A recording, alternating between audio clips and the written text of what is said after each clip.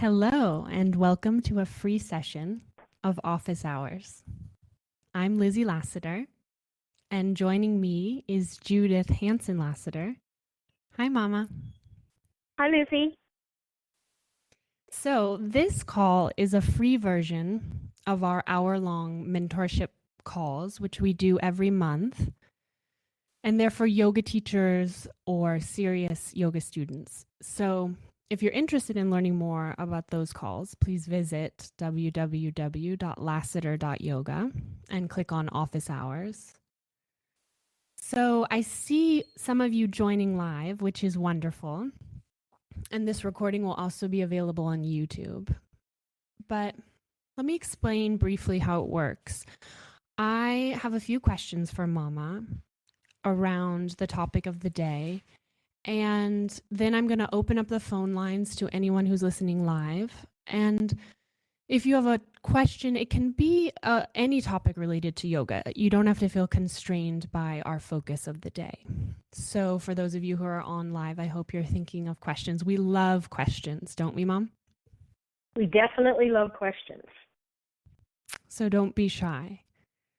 Okay, today's topic is about how our yoga practice changes as we age. So as some of you know, Mom turned 70 last week. Happy birthday. Yes, I'm staggering along still.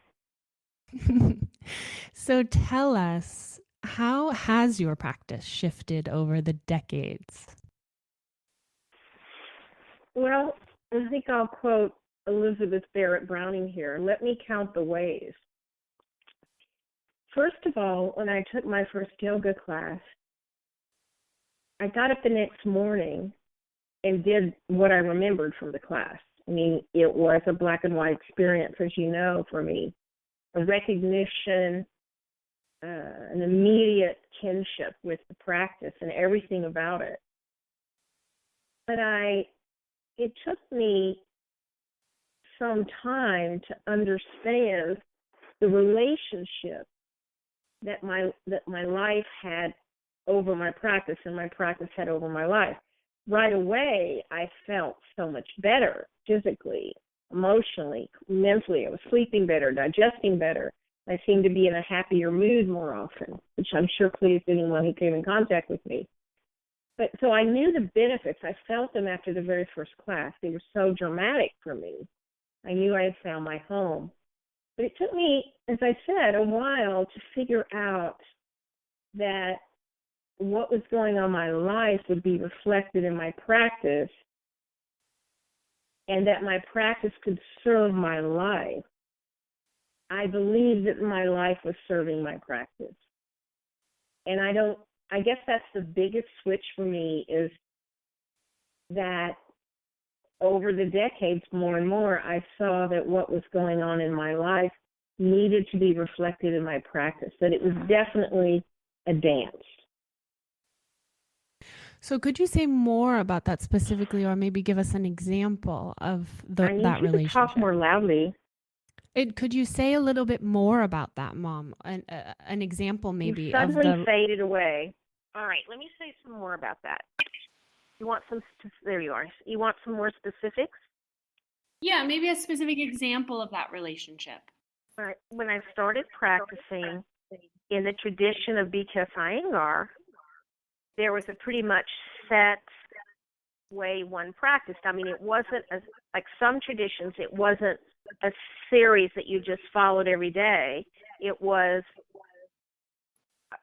more of a weekly approach to practice. You started with bigger movements like standing poses and dog pose and handstand and things like that. And then you move. Some days you did back bends, some days you did forward bends. You varied it. If you did an afternoon later, if you had two practices and you did an afternoon practice, you did your inversions separately. And so that was what I did. I imposed those rhythms, those rivers on what practice was about. I knew what I was going to do before I went to the mat. And then I think the first big change that happened for me was pregnancy. Because suddenly an alien being had taken over my body, and I never knew when I woke up how I was going to feel. So I had a fair amount of morning sickness, and that immediately changed my practice. My body felt different, felt very different. And then when I passed out of the morning sickness stage, I was, no longer able to do inversions because I was in a second trimester. I had, hormones causing my ligaments to be even looser, and I didn't want to overstretch. There were things that were physically impossible, like bow pose, lying on my stomach.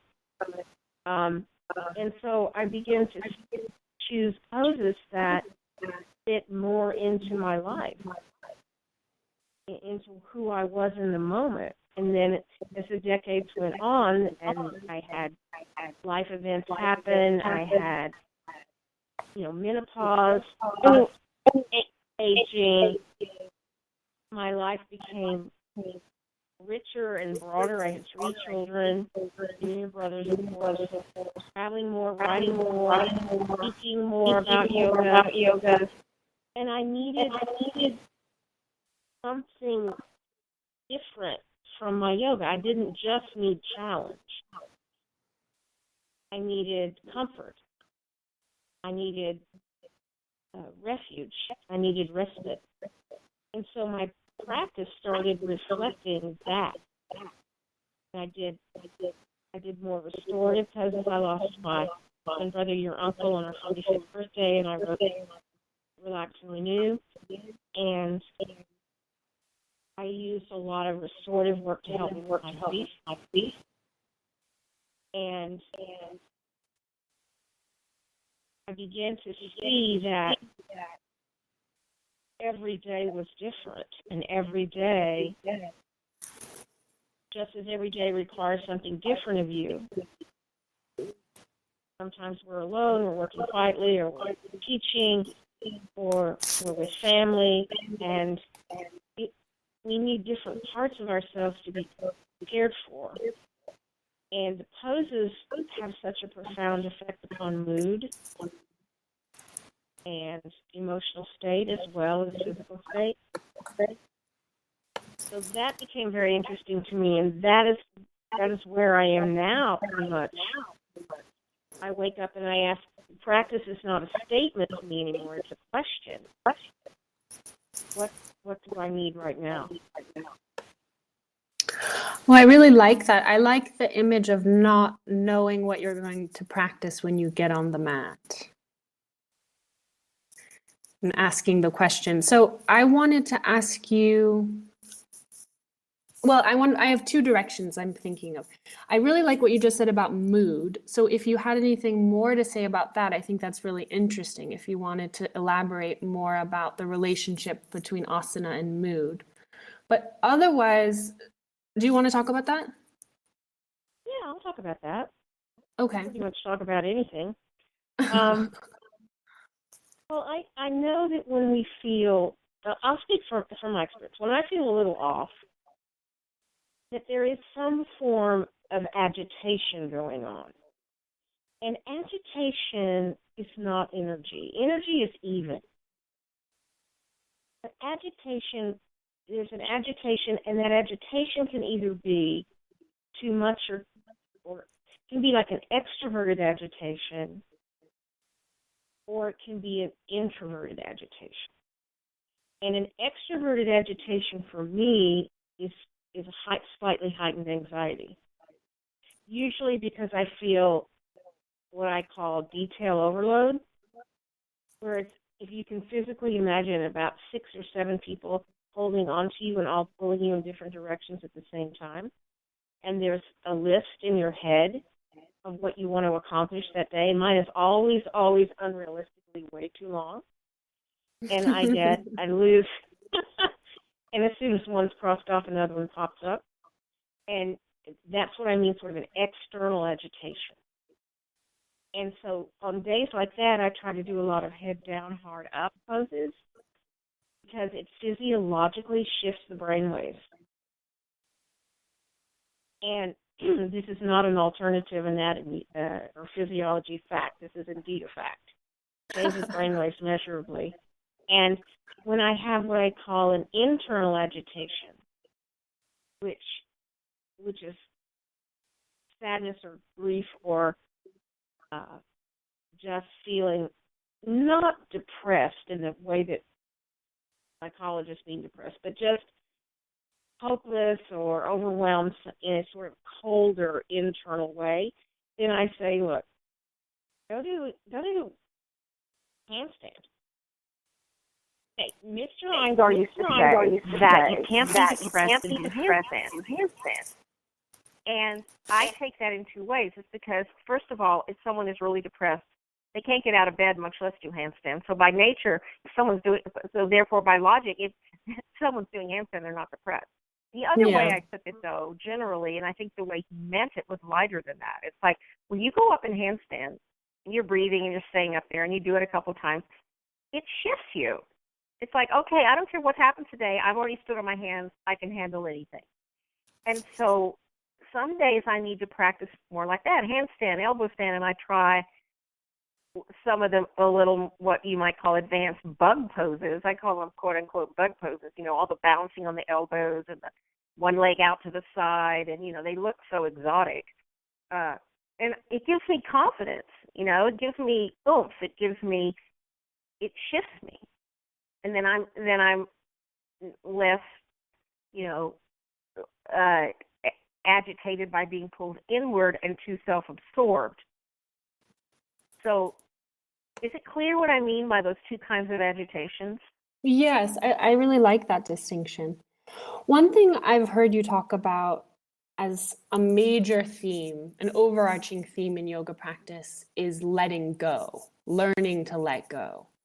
So, what have you let go of as you've aged? I mean, are there specific asana, specific postures that you don't practice anymore, or that you imagine now in your 70s you're going to stop practicing? Or what are your kind of guidelines you've learned, or what you tell your students about that?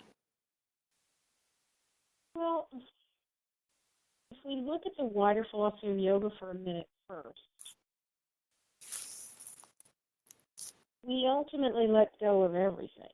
All our knowledge, all our ideas, our body, our family, everything as we approach death. And what our friends, the cheerful Buddhists, say is, impermanence is the nature of reality, and that partings are inherent in all meetings. If you meet someone in this life, you will part from them.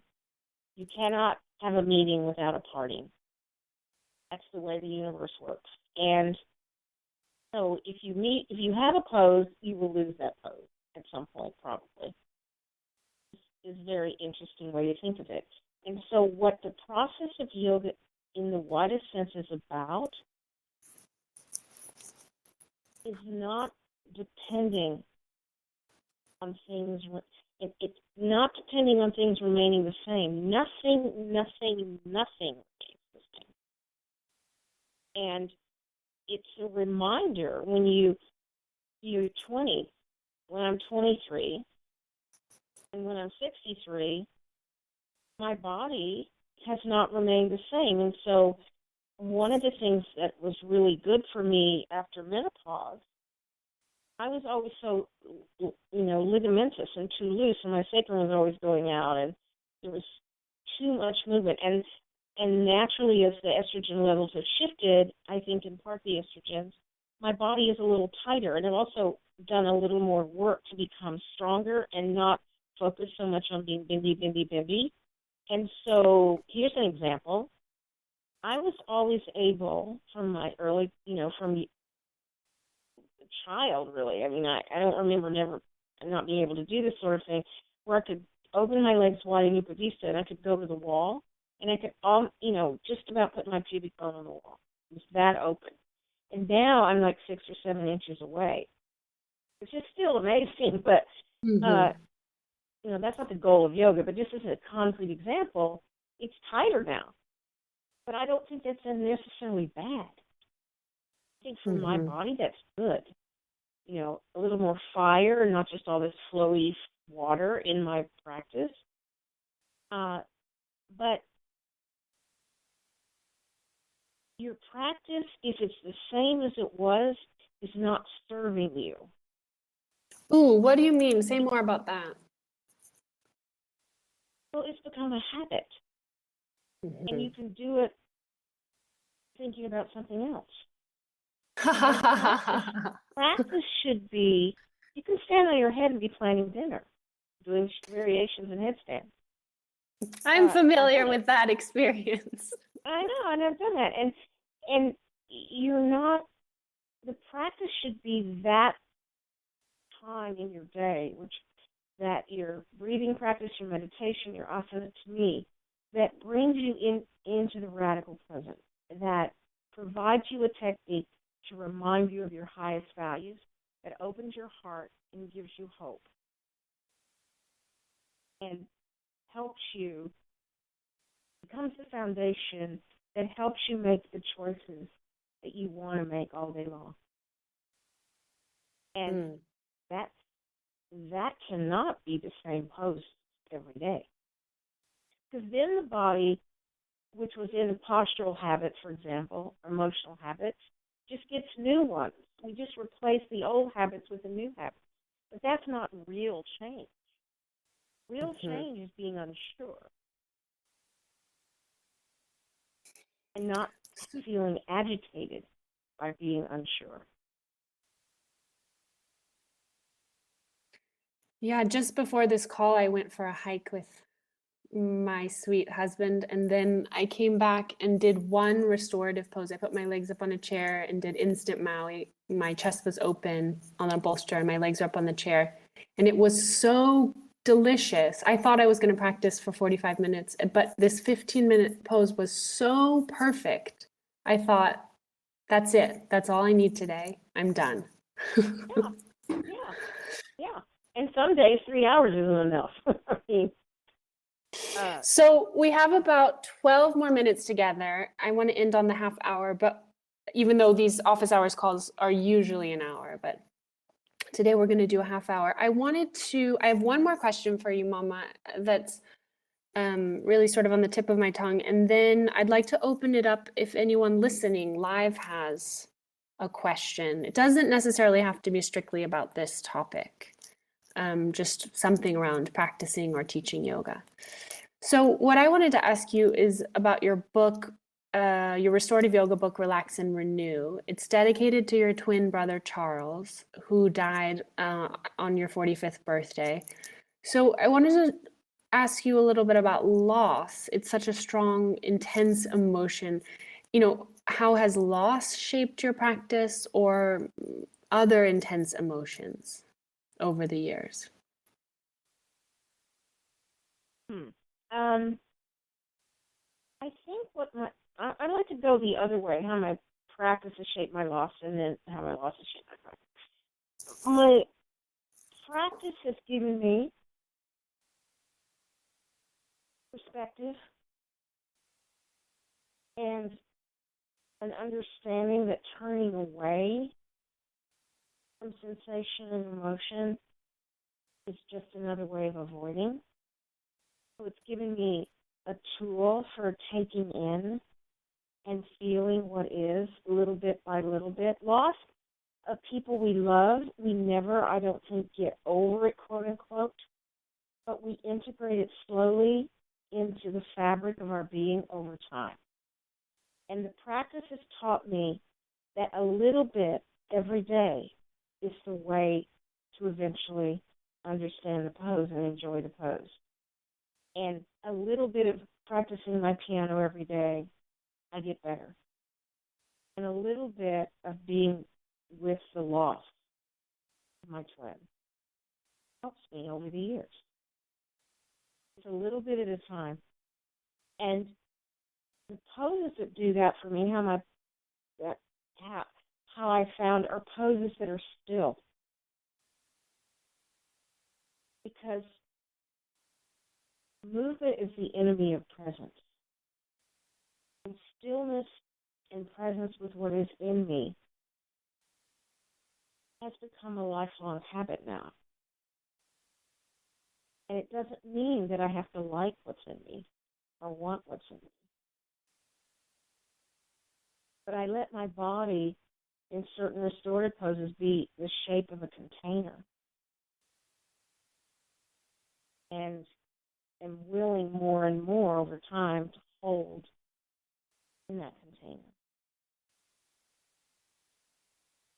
Whatever it is coming up. Okay. I'm going to open, this is how it works. I'd love to solicit questions if anyone listening live wants to pose a question. So I will unmute everyone. It could be a little bit loud if somebody has any noise in their background. But the way you raise your hand is by saying your name, and then I will find you. So I will unmute everyone. So does anyone have a question? This is Joanne. Hi, Joanne. Where Hi, are you Lizzie. calling from? I'm calling from Chicago. Okay, I see you. Wait a moment. I will mute everyone else. Okay, you're on with Mom. Thanks. Hi, Judith. How are you? Fine. Hi, Joanne. Hi. Happy birthday. Happy belated birthday. Thank you. So the question I had is that I'm finding that I'm struggling a bit in my own personal practice since I've begun to teach, which has been close on 3 years now. Because I find that I'm a little less motivated in doing the actual asana practice versus either just doing meditation or reading and studying. And I find that sometimes it takes a lot more motivation to actually get me into a physical practice because I'm teaching maybe 4 to 5 days a week. And I find sometimes I might start to do what's intended as my own practice. And then all of a sudden I'm like, oh, wow, that would be great to use for class. And I'm pulling a sheet of paper out, and then all of a sudden I'm doing like class planning and things. So I'm kind of having a sort of difficult time negotiating the fact that there's a part of me that's kind of okay with not doing the physical practice because I'm enjoying doing the studying and the meditation, and I feel like that's part of it. But then there's also part of me that... I hear your mind just spinning around like a dog chasing a tail. Thank I'm very you. familiar with that state. Enjoy. All right. Couple of things. No, I have done that my whole yoga practice once I started teaching, because I started teaching right away. You know, I started in July of 1 year, and by the next July I started teaching. I had no teacher training. It was crazy. There was no teacher training, really, pretty much. Right. But I always get, I mean, that's where my teaching insights come from, is from what I feel in my body. And so I don't think you should be upset about that. I think you should have a piece of paper and write a couple ideas down and then just go back to your mat. So that's where your teaching has integrity, when you're not just repeating your teacher's words or words out of a book. And that, what I have found, I like to study the Yoga Sutras and have a PhD in Eastern psychology, and I like all that part of it. But what I find is that I can read those words, but they get embodied in me through the practice. And then you have probably found many times when you open up your mouth, you say something in class, and you want to go, where did that come from? That's because you've integrated it into yourself. So it's not a separate thing, the study and the meditation and the asana. So if you're having a little problem getting onto the mat, there's a couple of things I would suggest practically if you'd like to hear them. Oh, I'd love it. Thank you. All right, set aside, know when you go to sleep when you're going to practice the next day. Already have it figured out. And then Mr. Unger used to say, just get on the mat and do 3 poses. Okay. And it's a win-win, because if you get on the mat and you do 3 poses and then you want to quit, you've done 3 poses. And but generally what happens to me is by the time I'm into the second one, I've forgotten that, and I'm really into it. Because the hardest part is the initiating of it. I used to I've always done some kind of like aerobic exercise. Because to me, yoga is exercise, not exercise. And I used to go running, jogging sometimes with a friend or myself. And I always found, and we always found, my friend Eve and I always found that the worst lap, we had this big 0.8-mile lap, and the hardest lap was the first one to get started. So what I always, and she told me that she really liked it. I taught her this. We would meet there, and I'd say, okay, let's go. And we would just start, and we wouldn't procrastinate. And she said when she went there, she was always finding reasons to procrastinate. Open her trunk, and then she started straightening stuff up in her trunk or her car, or she did, And so procrastinating makes it harder. So initiating is where your difficulty is. I don't think your difficulty is once you've initiated and you're on the mat, you're doing your breathing, you're doing your dog pose or whatever. So try that. Try 3 poses. Another thing is to set a 20-minute timer and just do whatever you want in 20 minutes. Maybe some days it's 1 pose, Viparita Krani. Other days it's 3 or 4 standing poses. But just do something for 20 minutes. And another way is to write down 10 or 12 poses, basic poses, and just every day go and pull out 2 or 3 or 4 of them and do those. What you need is a technique to sidestep your mind. Right. That's what I'm giving you. How do those sound to you? That sounds good. I think, you're totally hit the nail on the head. I think it's once I'm on the mat, then it's kind of like, okay, this, of course, this feels good. It's the sort of like hump of getting over it. And then also, I think having sort of a practical idea of what I'm going to do, because it feels so much when I step on the mat that it's like, okay, now I'm going to think about what I'm going to teach versus I'm doing this, for me. And then there's a part start out doing it for you. And let the understanding of teaching bubble up by itself. Right. And then I think that when those ideas come up, I like what you said before about, okay, just go write it down and let yourself do that, but then come back and, get back into it for yourself again. Because I think that's sometimes where I get derailed a little too, where I get sort of on that track and then I forget to turn back around and then start to focus on my own practice again. Okay.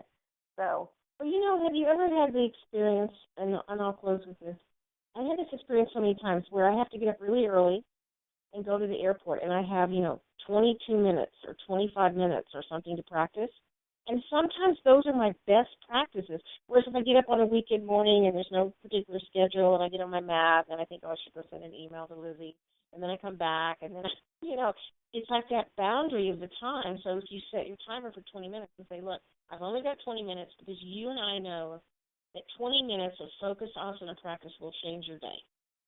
Right. And so if you use a timer, is really helpful. I like that idea. I like that idea a lot because I think that gives me the parameters of just saying, okay, this is the time frame that you have for this, and you don't have to have the perfect practice where you just pick something and focus on that. Yeah. Listen, Joanne, your mind is not your friend. So you have to sidestep the mind by saying, look, mind, you go over there and sit down and be quiet and leave me alone for 20 minutes. And then you can have me back. Right. Like a 2-year-old. And I like the idea of the list, too, because if I set the timer and there's a list of 10 poses that maybe I've done, at the beginning of the week, where ones that I want to kind of work on for that week, and then let's say I wake up and I really don't feel like doing such and such pose, then I've got 9 more on the list that I can choose from, and so I feel then I can adapt that maybe a little bit more to how I'm feeling. Well, good luck with you. Good luck to you with all this. I hope it helps. Thank you so much. I appreciate it. You're welcome. Lizzie, you want to take one more question? Yes, thank you for your question, Joanne. Thanks, Lizzie. Okay, I'm going to open it up again and say your name if you would like to ask one more question. Any yogis? I see Texas. I see North Carolina. I'd like to ask Kendall. Hi, Kendall. Tell me where you're calling from. North Carolina. Okay. Say something else. I'm trying to find you on my list. Charlotte, North Carolina. Ah, there I see you. Okay. Hold on. Let me mute everybody.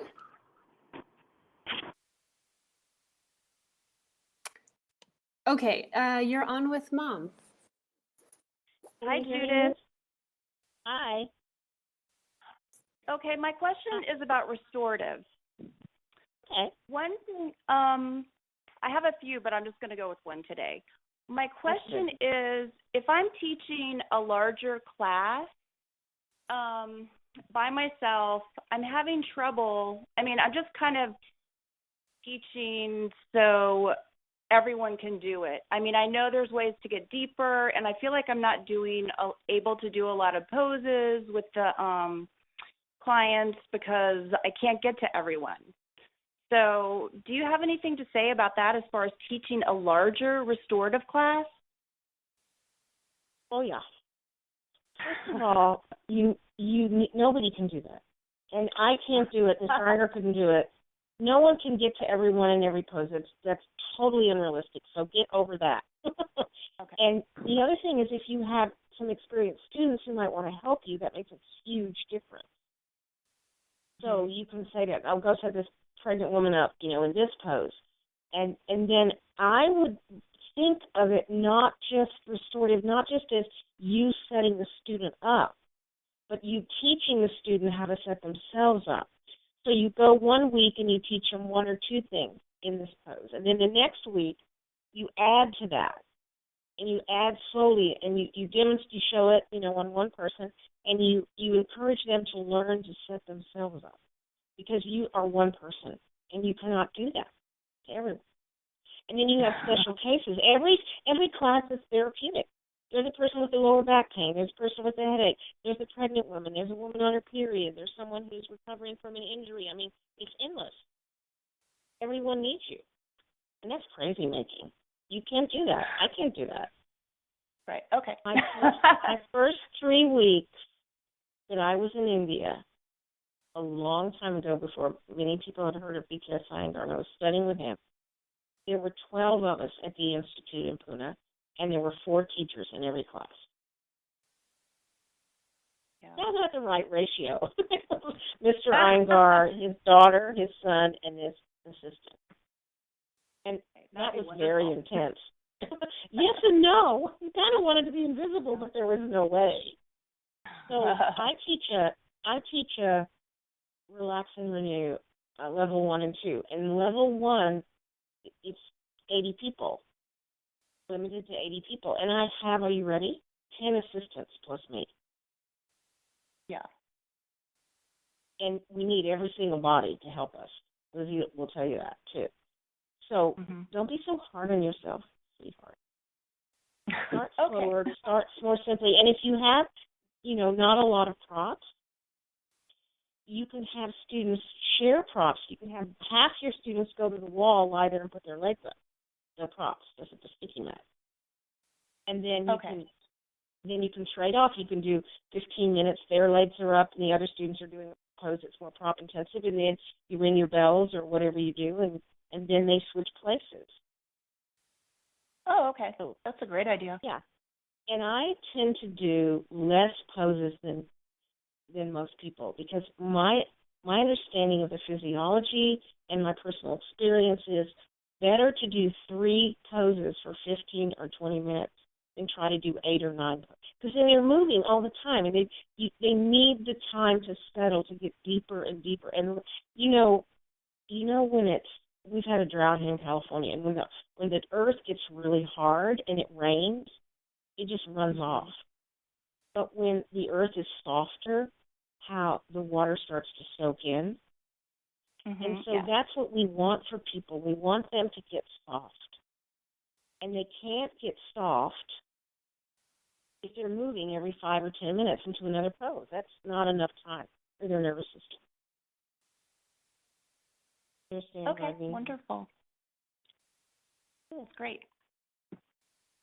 It's nice to I talk think to you, that's, Angel. thank you for your question. You're welcome. Thanks so much. I'm always so glad when people ask questions. I think you guys have such great ideas. I plan out some of my questions, and then I'm always so grateful when the students ask their real-time questions because it makes these calls so lively and real. Yes, I love office hours, and we have one tomorrow. Liz, you want to tell them about that in conclusion? Sure. So tomorrow, if you're listening to this in real time, on Tuesday, March 14th, we're doing an office hours about inversions for women. So the program is a subscription model. You sign up and it's once a month calls. It's always a Tuesday, but it swims around a little bit because of Mom and my travel schedule. But it's exactly like this call you've been listening to.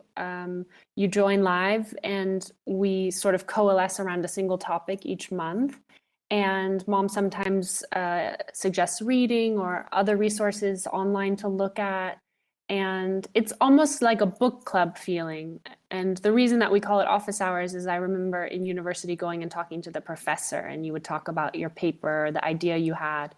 So it's really an open forum for teachers and serious students to ask Mom all of the very honest questions, the kind of questions that I've been asking her for years behind the scenes.